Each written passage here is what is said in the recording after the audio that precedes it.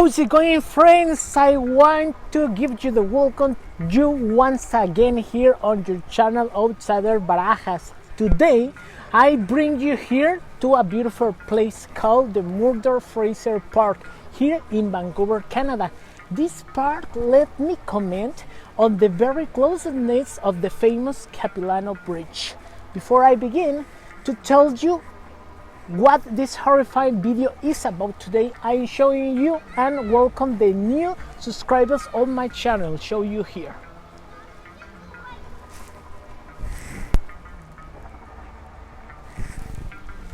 Thank you all for your support and love, because without you I would not be here making this kind of video. Continue to subscribe to my channel and remember to leave me your likes along with the button of the active bell so that you continue watching all my new content, and especially remember to share this video if you enjoyed it as much as I do, so that this channel continues growing day by day. Without saying more, I'm beginning. Guys, so the day of today I bring you 6 horrifying paranormal stories that you should not watch alone. So go with me to the adventure. Let's go. No? Don't tell me, okay?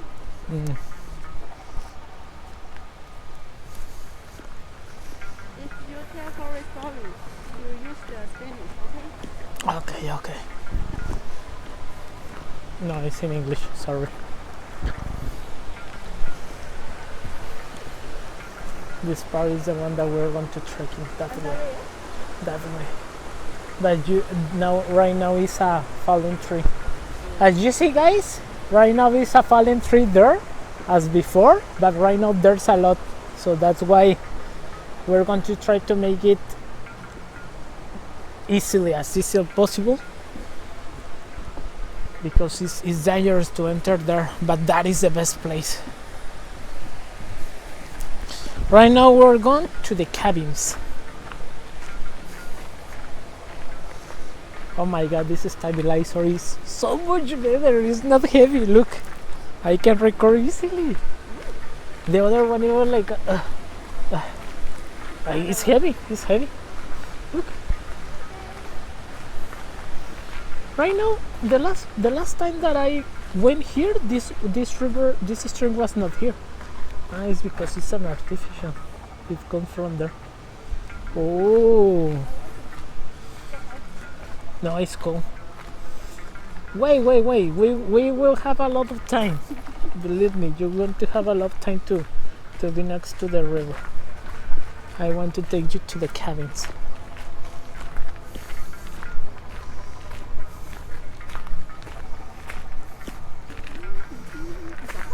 So guys, we're going right now to the cabins. Oh, let me see here. I didn't see here this part before. Oh, it's like a barbecue place. Whoa. Oh, there are the cabins. It's the first time that I got to see there.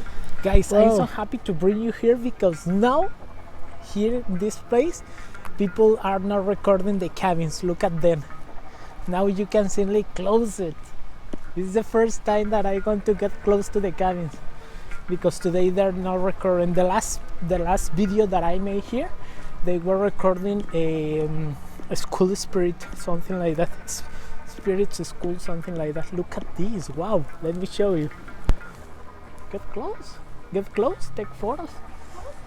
Yes, I take your photo. So in this cabin, it's really common that the films companies, they come here for to record haunted videos and like that. Look, maybe you've seen in some places this part of the movies, in the series. Oh my god, it's really good that today we'll come here, because today there's no people here. There are not a lot of people. People is not recording here. Yes. Oh my god, it's so beautiful. You want to take a photo? Just I take your photo.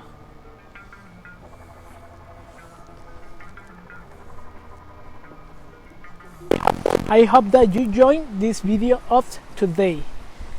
So let's start. The age of reality. Welcome. Welcome, traveler of the unknown. Tonight, we'll leave behind the familiar glow of city lights and enter a darker, quieter world. One hidden beneath the surface of our everyday lives. A world that hums just below the noise. You clicked on this video maybe out of curiosity, maybe out of boredom. But by the end of this video, you'll wonder something else guided your hand. This isn't just another night in Vancouver.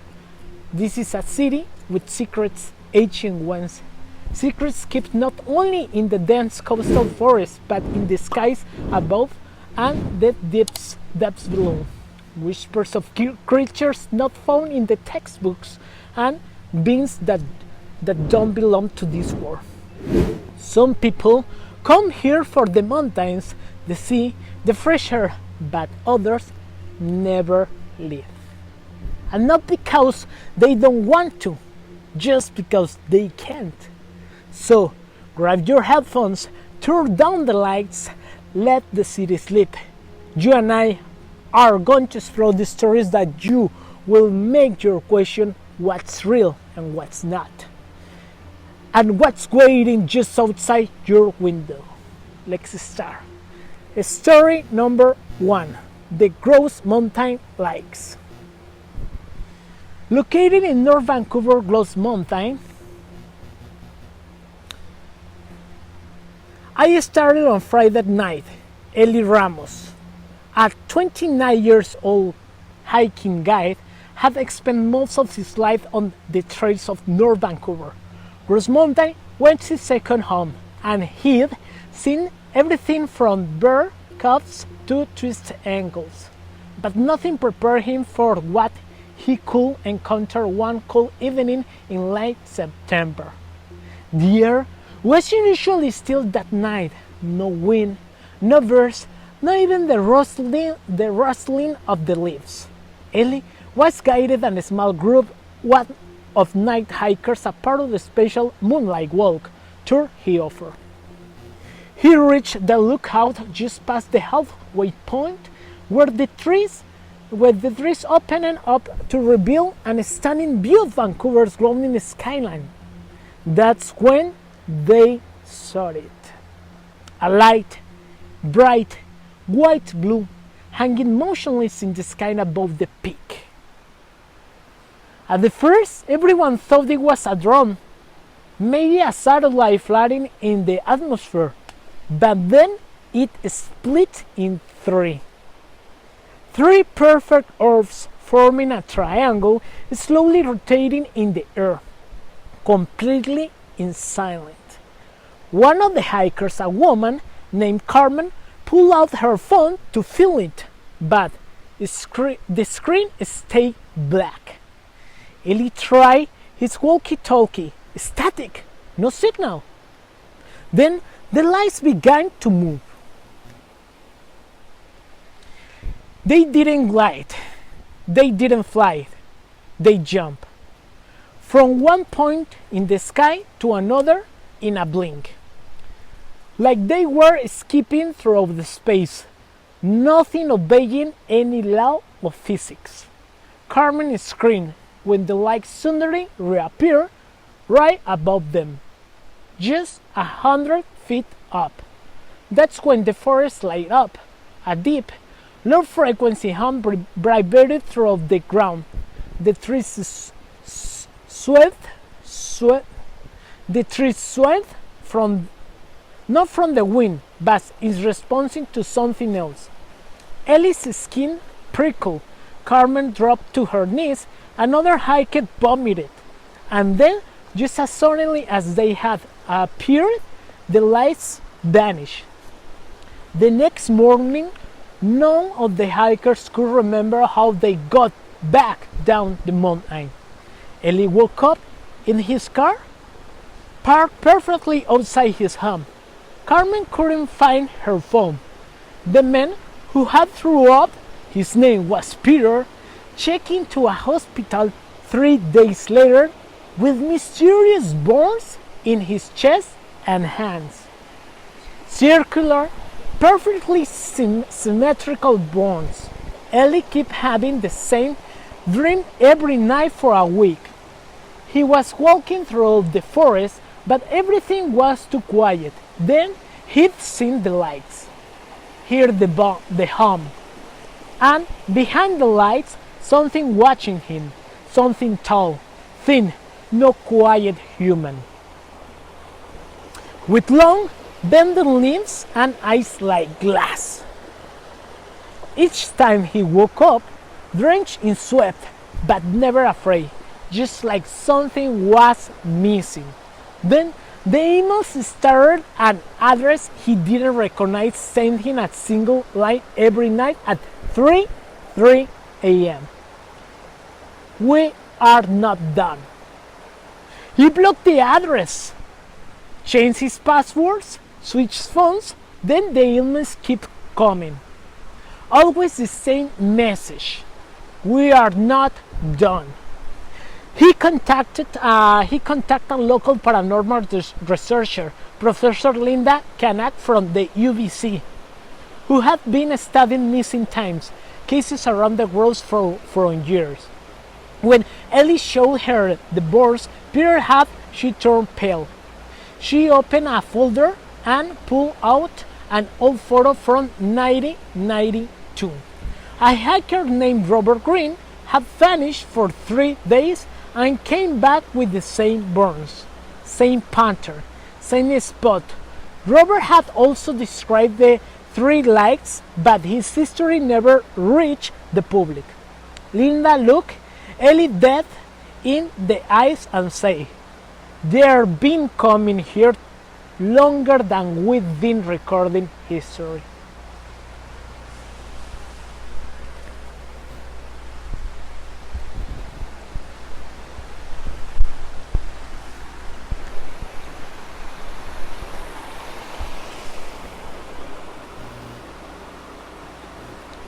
The First Nations have the stories about star people visiting these peaks. Every time they show up, something is taken, and something is left behind.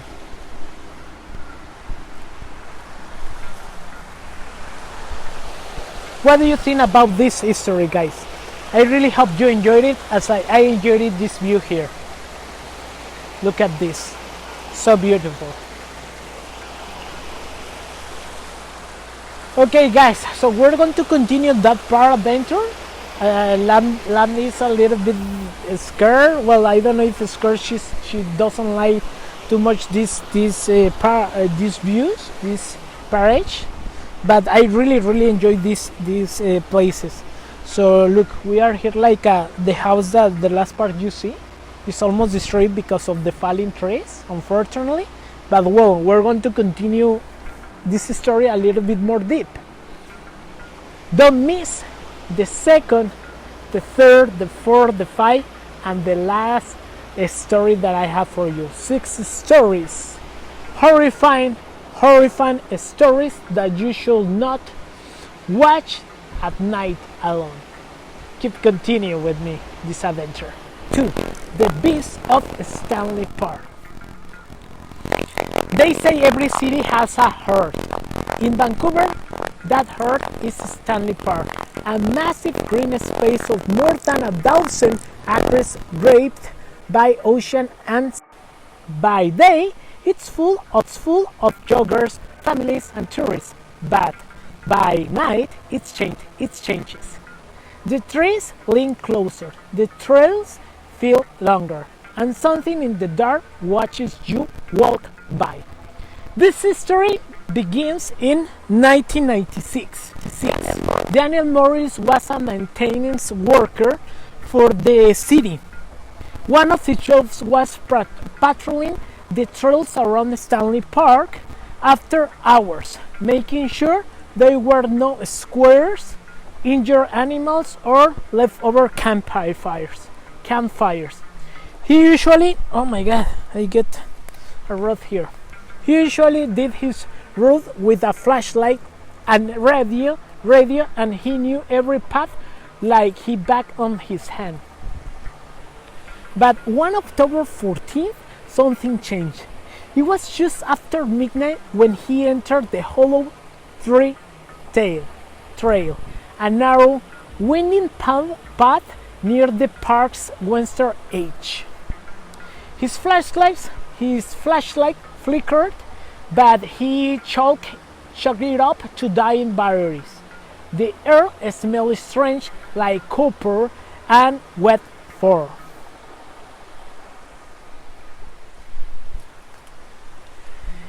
Then came the sound, a long growl, not like a dog, not like a cougar, something deeper. He spun around, like scanning throughout the fog, and that's when he saw the eyes. Yellow eyes, reflective, too far apart. The creature stood just beyond the trees, 7 feet tall, hunched, his body blending in with the bark, covered in thick, matted hair that looked black but lined green in the beam of the flashlight. Its mouth opened sideways to wide. No noise, just a grin. Daniel backed away, keeping the light on it, but the creature didn't move. It just watched. Then, with impossible speed, it vanished into the brush. He radioed it in, panicking. 2 other workers responded and searched the area with him, but there was nothing. No prints, no blood, no sight. But the smell was still there, heavy, thick. Over the next 2 months, park staff began reporting strange things. Their carcasses torn apart but not eaten.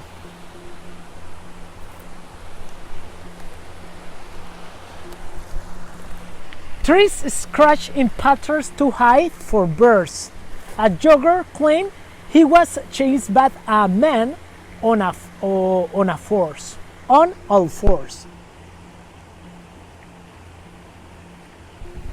And one woman reported seeing something crawling across the seawall, then leaping 20 feet into the trees.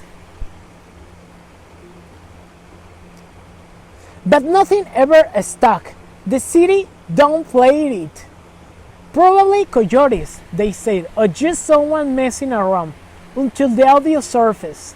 A local urban explorer named Kayla Park had taken her mic and GoPro into the park and at night for a video series called Van City Unseen.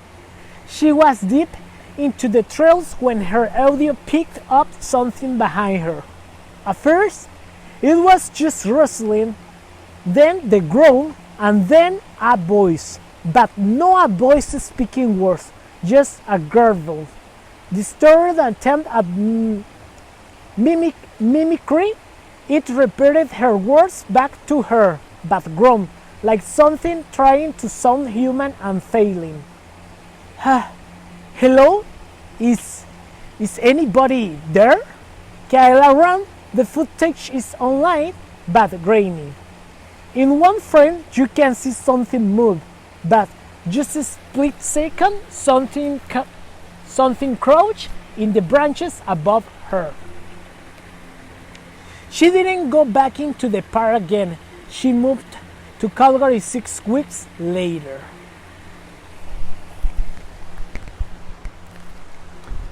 The Squamish and the Musqueam peoples who lived in the region long before the city existed tell stories of a guardian beast in the woods. But not a protector, but a balancer. Something that only appears when there's too much disrespect for the land. They call it X. No friendly Bigfoot image from the cartoons, but something wild, violent, and intelligent. Some believe the creature isn't from Earth at all, that it's something left here, long ago, buried in the forest and awakened by the development.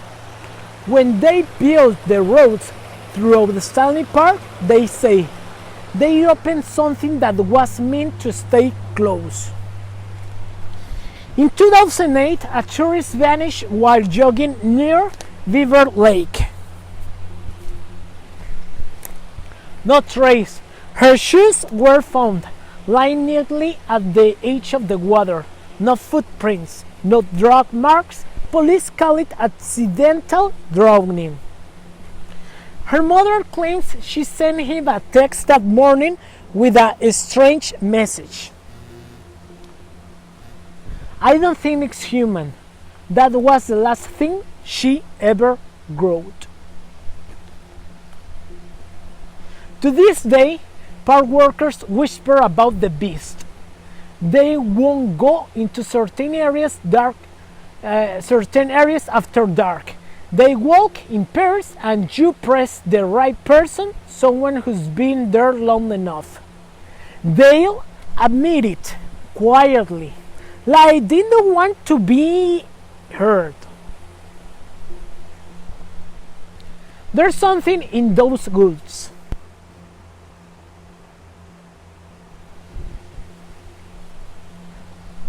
End of the story 2. What do you think about these stories, guys? Really exciting stories. Look, this paradise is really good, but a little bit tricky. Okay, let's continue with our adventure. I see here that lamb is taking a rest here. What are you doing? Oh my god! I have some web spiders. I didn't remember the web spiders. Between these trees, when you pass, because no, the people is not a usual place that the people trekking or jogging here. So when you pass, you can catch with your face or with your clothes some webs of the spiders. Fortunately, I didn't see the spiders here. I think they appear at night, but I expect to see something right now because I hate the spiders. Guys, remember to subscribe to this channel, turn on the notifications, and share this video for I can create more content like this one. I hope you're enjoying. Remember that you can follow me on my Instagram. I leave you here my Instagram. I leave you also my TikTok account. You can follow me over there too. I leave you my X account, where you can see photographs, videos of the places that I go with you and I want to share to you. And also you can follow me at my fan page of Facebook. I leave you here my account also. Remember to click and give me a like to this video, and must share this video to all the people for they can know me and they can support me as you has been doing. I see you here, the new followers again. Thank you so much, guys, for your support. I really love that you are here with me, because without you I won't be here. Thank you so much, and I hope that this channel continues grow up day by day. What are you doing? Okay, we'll continue here in the adventure.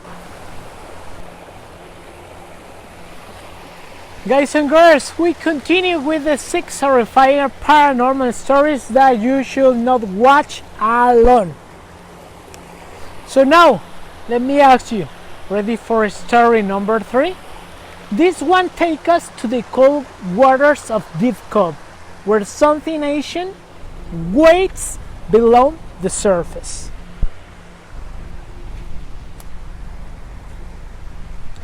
The Night in the Waters of Deep Cove is this title of this story. Deep Cove is one of the most peaceful spots in Vancouver area. It's tucked away in North Vancouver, surrounded by forests, rough cliffs, and the cold waters of Indian Arm.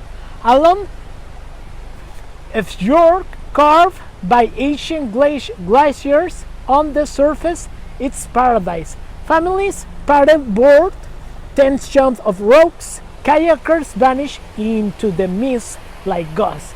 By ask the old-timers, the fishermen, the divers, and they will tell you something lives in those waters.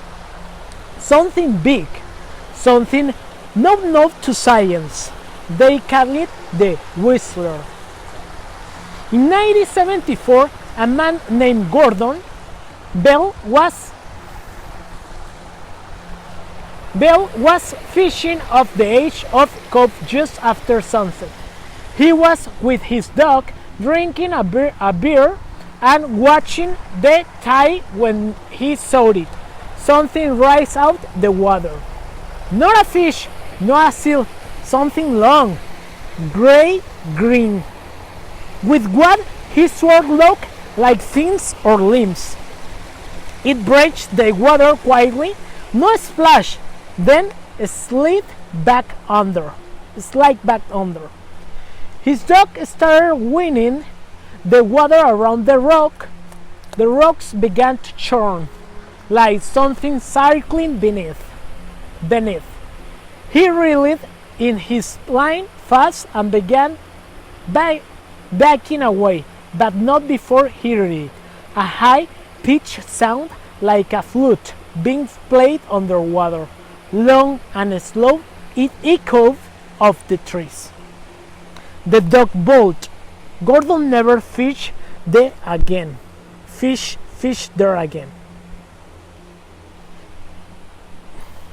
Over the years, the same song was heard again and again. Paddle boarders hearing the Whistler's call at the drift too far from shore. Divers surfacing with nosebleeds and claiming they felt pulled under the water by something unseen. Entire flocks and seabirds rising from the trees in a panic. Right before the water turned still. Then came the disappearance. In 2011, 3 marine biology students from Simon Fraser University set out to map underwater caves in the deeper part of Indian Arm. They brought sonar equipment, underwater drones, and scuba gear. Only one returned. His name was Darren, and when they found him, washed up on a remote beach near Jack Island. He was barefoot, soaking wet, and completely silent. His fingers were raw. His eyes were bloodshot. He didn't speak for 2 weeks. When he finally recovered enough to explain, his history didn't make sense. He said they had been diving near the entrance to a submerged tunnel when they heard the Whistler's call. Then lights, pale green, flickering like a strobe. The water turned warm and he swore he saw shadows swimming past them, too fast to be sharks, too long to be fish. He said something pulled one of the other divers down into the tunnel, not dragged, just taken. As if the waters had a will of its own. Then something touched his max. He described a hand, not a flipper, a long, thin, wet hand, reached from the dark. That's when he blacked out. He woke up alone in the beach. The other 2 divers were never found. The drone footage from their gear showed nothing, except one frame. One very distorted image of a face peering into the camera. No a fish, no a human. Something with white black eyes and skin like kelp. Locals believe that Whistler is part of a group of sea creatures rumored to live in the Pacific Northwest, cousin of the legendary Carbosaurus, or Caddy, the sea serpent of the British Columbia coast. But Deep Cove's creature is different. It's not shy, and it's territorial. One Reddit user posted a story in 2019 about kayaking in the cove. He claimed he had his girlfriend heard something strange, music coming from under the water. Not from a boat, not from a shore, from beneath them. Then a shape passed under their kayak, longer than a school bus. They paddled to shore as fast as they could, and as they dragged the kayak out of the water, they saw the bottom had been scratched. 4 parallel gouges deep into the plastic, no rocks, no coral, something with claws.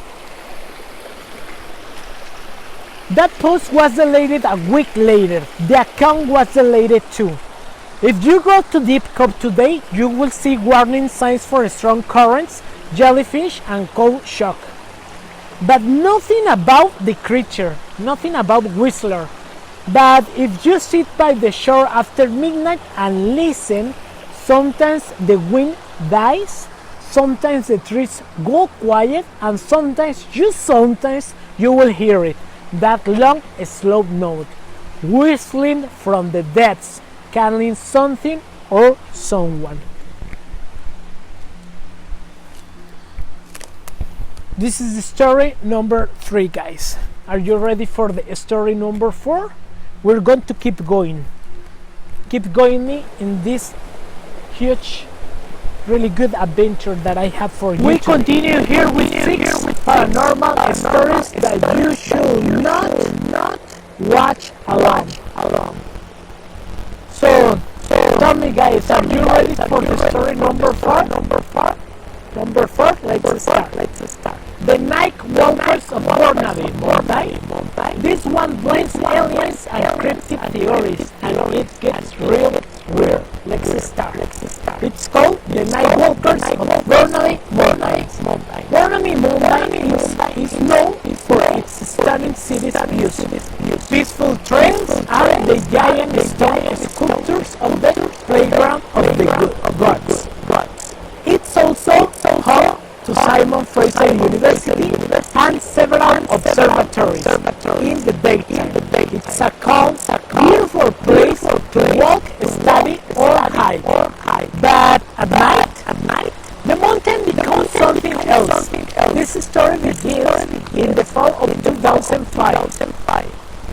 Jordan Kwon, a third-year physics student at the SFU, had stayed late in the lab one night, work on a telescope calibration project. Around 1:45 a.m., he stepped outside to take a break.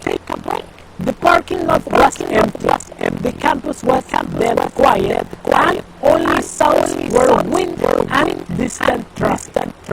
That's when he noticed something at the tree line. A figure, thin, tall, moving in a slow, jerking motion, almost like it was reaching. It took one step forward, then another. Then suddenly covered 10 feet in a blink. Jordan froze. He could not tell if it was a person or an animal or something in between. It stopped under a lamppost. Jordan could see it now. Long limbs with visible face skin that looked almost translucent. It didn't walk, it twitched.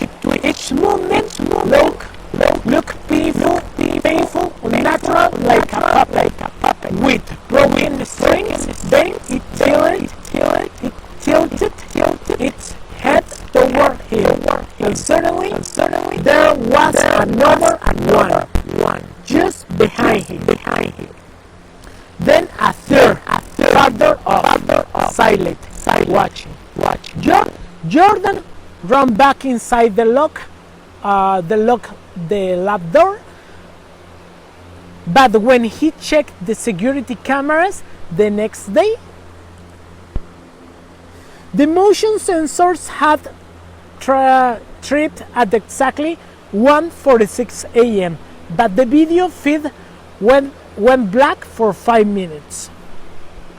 Over the next few months, more students reported stranger sightings near the forest trails. A jogger saw a figure right beside him in the trees for 15 minutes, keeping pace silently.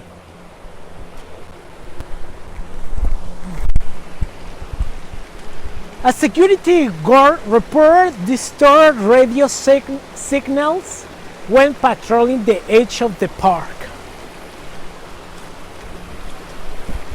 A grad student disappeared for 6 hours and claimed she had been taken underground, but had no memory of how.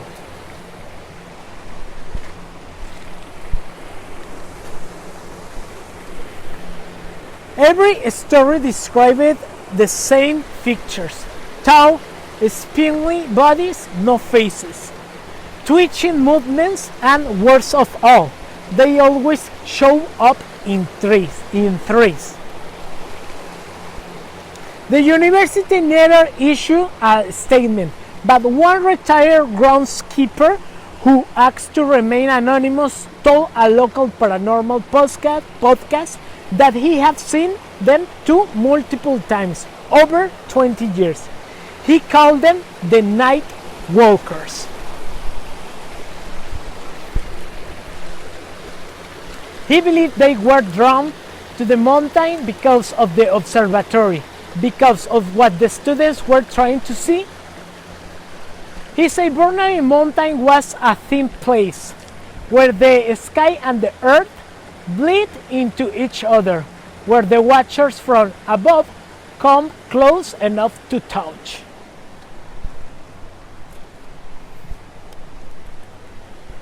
He claimed they don't walk like us because they are not built for this world. They are shaped like us, he said, but they are not human. They wear the shape like a mask. In 2016, a woman named Cynthia posted a story to an obscure blog under the title "I Walk with Them." It quickly disappeared from the web, but not before a few people saved screenshots. She claimed she had been hiking alone on the mountain just before dusk when she suddenly lost time. One moment she was walking the trail, the next moment she was standing in clearing she did not recognize, surrounded by 3 tall figures. They didn't speak, but they pushed images into her mind. A dark sky full of spiral lights, a feeling of deep pressure, a sense that she was being measured, like cattle. She said she saw a version of herself, but older, thinner, with strange burns on her arms, and then she woke up and benched near the parking lot. The weirdest part?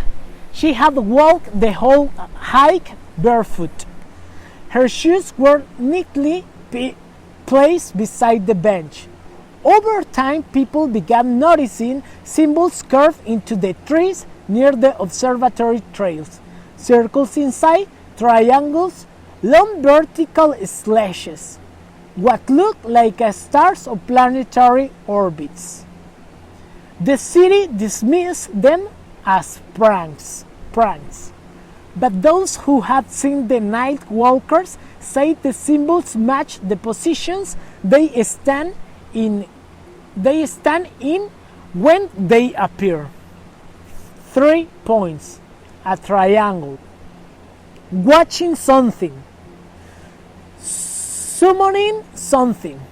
People who spend a lot of time up there alone report strange dreams. Hearing human tones late at night, seeing a shadows move just outside the frame of their vision, and sometimes those dreams become real. If you ever find yourself walking on Burnaby Mountain at night and you hear something behind you that doesn't sound quite right, a branch snapping the ground weight, footsteps that echo in trees, don't turn around, don't run, just keep walking, and whatever you do, don't look into their faces, because if you see your own looking back at you, it might already be too late. Before we move on, if you enjoy these terrifying tales from the shadows of Vancouver, make sure to subscribe to this channel. Your support helps me keep uncovering the hidden, the haunted, and the horrifying. If you have ever seen something strange in your neighborhood, something you can explain, leave me a comment. You might just hear your story featured next. We continue in this adventure. Follow me, guys.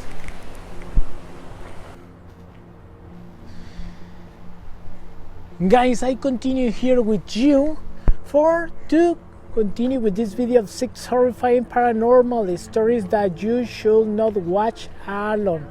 Okay, so let's continue. Story number 5. The shadow in the sky.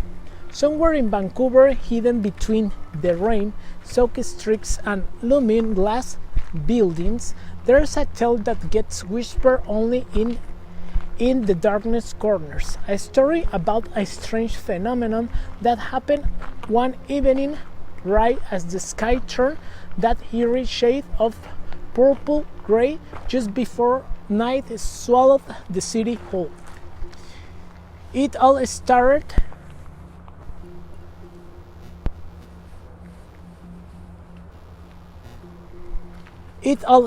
with a strange light, not from a helicopter, nor from an airplane, but something else entirely. A shape dark and massive moved slowly across the skyline, too big to be normal object, too silent to be any kind of aircraft. People started to notice, but no one said anything at first, as if speaking about it could make it real.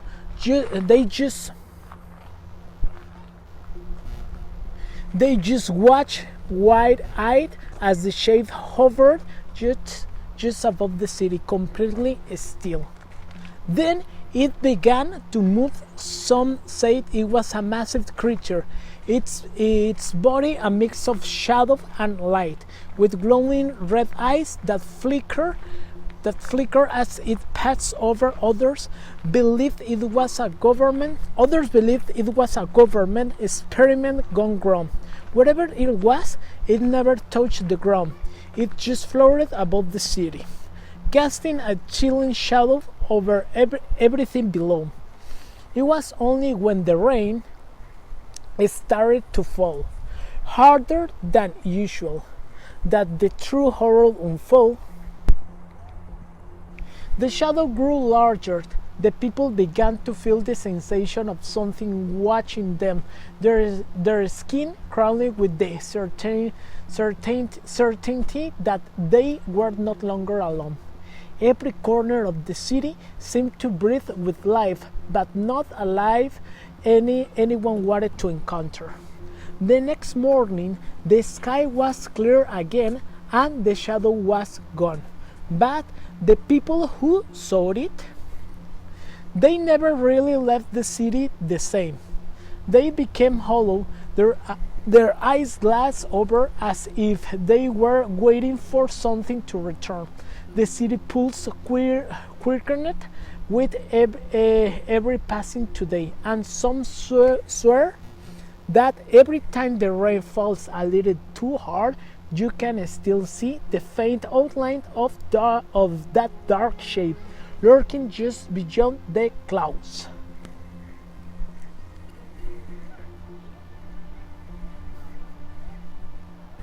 Boys and girls, we continue here with 6 horrifying paranormal stories that you should not watch alone.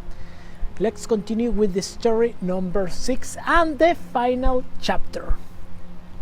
The signal beneath Vancouver. It's called this story. All the stories that I have told you, from the beasts of the Stanley Park to the Whistler in Deep Cove to the night walkers on Burnaby Mountains, seems separated. Different creatures, different locations. But what if they are all connected? In 2020, a group of amateur researchers from Vancouver's underground conspiracy scene published a digital sign titled The Beneath Protocol. It was quickly pulled offline but mirrored by the few die-hard fans. In it, they proposed a chilling theory that all across Metro Vancouver there are entry points to a vast underground network not built by humans. They traced disappearances, strange noises, and electromagnetic anomalies across the city and found patterns, triangles, always triangles, connecting places like Stanley Park, Deep Cove, Burnaby Mountain, Mount Seymour, Lynn Canyon, Pacific Spirit Forest, and in the center of that triangle, Capilano Reservoir. Even I can say that here is really close to Capilano Reservoir. A deep, cold, restricted access body of water that's been off limits of the public for decades. They believe that the beneath of Capilano Reservoir is something ancient, something alien, maybe a ship, maybe a prison, or maybe a brain, a living dormant entity that connects all the creatures we've talked about. Not metaphorically, literally. The beasts, the whistler, the walkers, they're not random, they're not unrelated. They're scouts, proofs, sensors of something far larger, something sleeping and slowly waking up. They call it the signal. Doesn't travel through air, but through stone and blood and fear. A signal that only certain people can hear. The sensitive, the damaged, the touch. They claim that if you stand in the woods near Stanley Park at midnight, or swim to deep cove in the cove, or stare into the sky from Burnaby Mountain long enough, you'll start to hear it. A vibration behind your eyes, a memory that doesn't belong to you, a whisper that says, "We were here before you." And worse, we never left. They watch from the corners. So you're probably thinking that it's just a YouTube horror video, right? Just stories that scare hikers and kayakers, campfire tales made for YouTube videos. But think about this. Why do the parks in Vancouver close so early? Like here, they close at 6 p.m. Why is so much of the wilderness here protected but unexplored? Why are there so many vanishings with no explanation?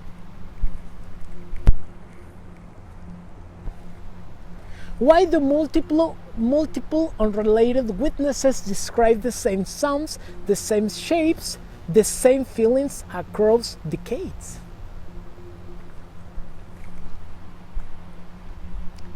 These aren't just myths, they are memories, warnings left behind by those who almost didn't make it out.